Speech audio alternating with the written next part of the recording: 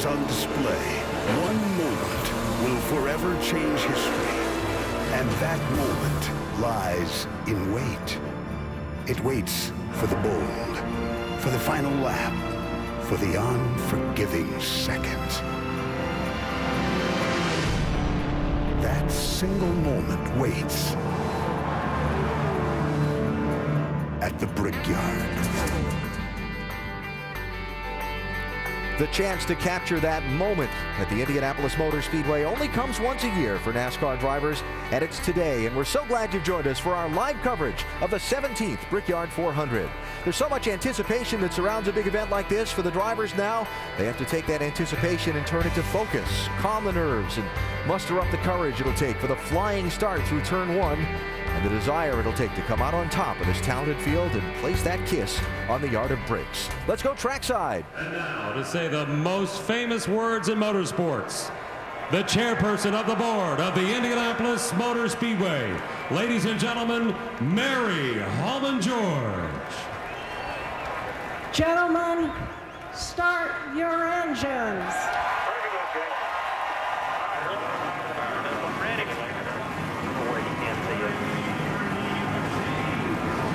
Got me.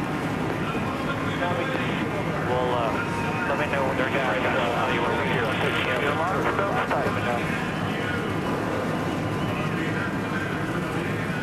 What a great moment it is when the engines fire in Indianapolis.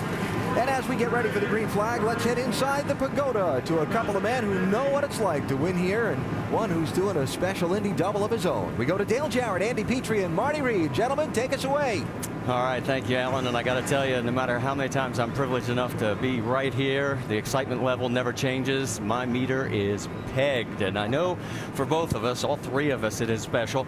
You share in some of this great history here, and you've always talked about how tough this is as a track to drive. Yeah, it really is. The opportunity that these drivers have today to special something for them at the end of this day, hoisting that trophy, kissing the bricks, but to get there is such a difficult task. This is such a difficult racetrack for a 3,400-pound stock car trying to negotiate these 4 distinct corners, flat, only 9 degrees of banking. It is a hard day's work from the cockpit of these race drivers. But at the end of the day, the opportunity to consider yourself and find yourself a Brickyard 400 champion is just unbelievable. So these guys are up for the task, but it is a fun, fun day.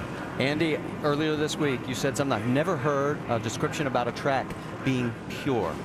Well, the reason I call this a pure racing facility is because it puts a premium on every single thing of that race car and the team. I mean, it takes the best engines. Your car has to have a short track type chassis to go through these flat turns, but you got to go down these long straightaways, and they're 90-degree turns. It's nothing like we race anywhere.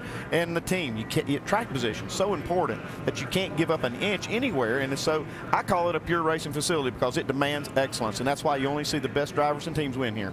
Well, we've talked to the drivers and about the drivers for the last 2 days about how much pressure they feel. How about if we bring in Sean Pete? He's going to be our over-the-wall reporter. He is the jack man for the 83 of Reed Sorensen. Sean, what's the stress level like for you guys down on pit road?